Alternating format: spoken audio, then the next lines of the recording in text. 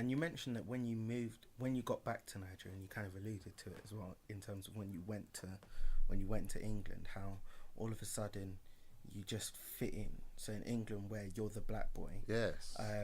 When you move back to Nigeria, suddenly you're just any other person. There's no significance to Absolutely. you. What was that like? I guess just as a teenager, as a child, being the black boy, was that something you were very conscious of? Do you feel like people treated you any particular way, or was it more just a self-awareness that everybody else looks different and I'm the only one with the curly hair and the dark skin? Yeah, in England it was the self-consciousness. Yeah. There'll be moments that it will register more clearly, much more in the world of work rather than in school. School is there's a nice spirit amongst young people studying. You're bonded by that journey, that challenge. Yeah.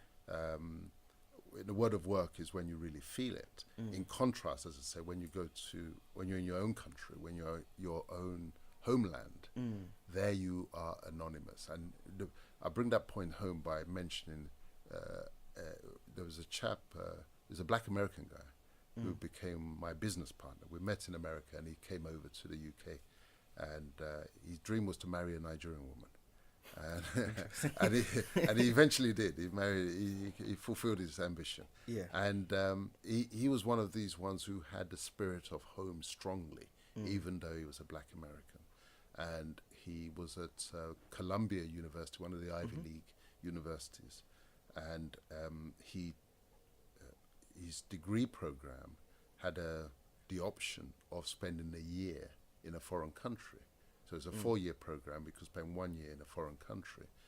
And he decided to go to Nigeria. Wow. He persuaded some of his colleagues, said, come, let's go. And he went to Nigeria just before I met him. Yeah. And he told me, because we used to spend a lot of time talking about these issues, the black American experience, the African experience. And what he said on one occasion has never left me. He said that when he went to Nigeria, he said, provided he kept his mouth closed and said nothing, everybody assumed that he belonged. Everybody assumed that he was a Nigerian. He just walk along the street by himself until he spoke. Yeah. Nobody knew that he didn't belong. Yeah. And that was that he helped me to understand. And there was the second thing that he said to me was that when I used to talk about my village, and we had not a village meeting in London, but our group, the Ikale group, is one of the 22 tribes of the Yoruba nation. And the Ikale are one of the smallest, but we have a collective here, and we used to meet. And I told him on one occasion, can't be bothered with these meetings.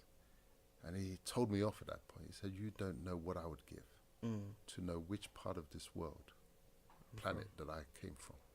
And you are lucky that you know exactly where your village is, where your forefathers were. He said, I'll give anything for that. And that made me appreciate what we have a lot more. And so since then I've built a house in my village. Okay. I take my children to the village. They're bigger now, as you know. They're your contemporaries. But they're going to go this year as well. Okay, that's good. We're going to get them back home.